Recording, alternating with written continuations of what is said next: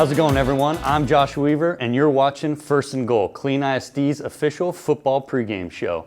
My first guest today is none other than Josh Sadler, head coach of the Clean Kangaroos. How you doing, Josh? I'm doing well. This is pretty exciting because this is the All Josh segment. I've never had one of these. How about that? This is great. Yeah. So we're going to have a good time today.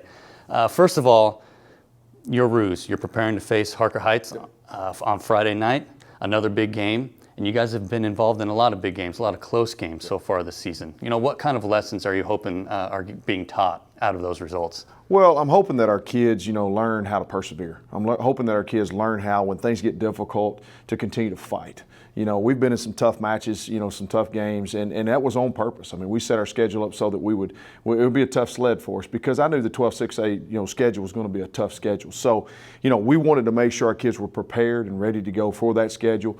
It put us behind the eight ball, so to speak, being an 0-4 team going into our district contest.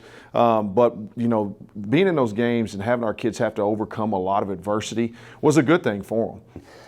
And the offense, let's talk about that for a minute. You got it's 548 yards, I believe, and 42 points a game. Yeah. So many assets. How fun is it to coach and see those guys perform out there? It's fun to watch the development of all of our kids. I've got a sophomore quarterback right now. Watching him develop before my eyes, and he's not even close to being fully developed yet. I mean, luckily for me, I got 2 more years with him. But then getting a chance for him to be able to play with those 4 senior wide receivers, in Timothy Boatner and Antoine Warren, you're going to talk to in just a minute, Raymond Howard and Teontre Thomas. But those kids are great athletes, phenomenal ball players, playmakers. They're electric. So, I mean, a chance to get to throw to them, and then, senior leadership in the backfield as well with Carday Hicks. We're doing a great job there. And I'm proud of our offensive line. I mean, because at the end of the day, what I'm noticing, over the course of the past few weeks is that, we're steadily rising in the rushing yards. We've gone from 100 to 150 to 200, now to 294 against Cove.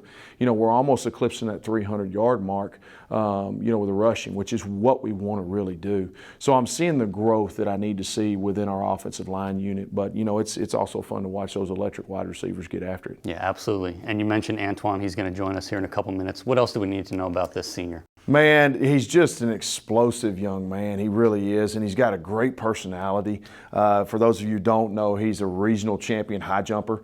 I've seen him go over 6'10" before in the high jump, which is getting up there with the highest that Clean ISD has ever seen, and he's still got a year to do that.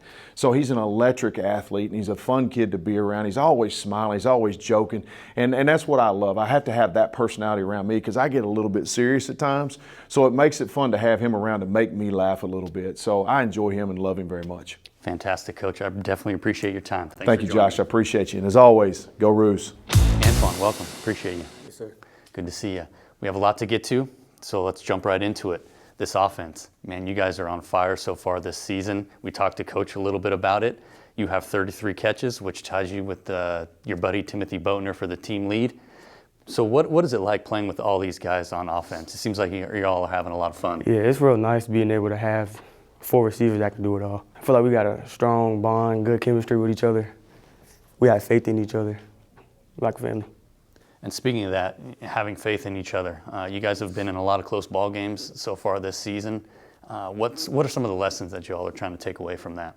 Keeping our head in the game, really. We started getting down after a while, but we always ended up bringing ourselves back up. We don't try to put the blame on nobody else.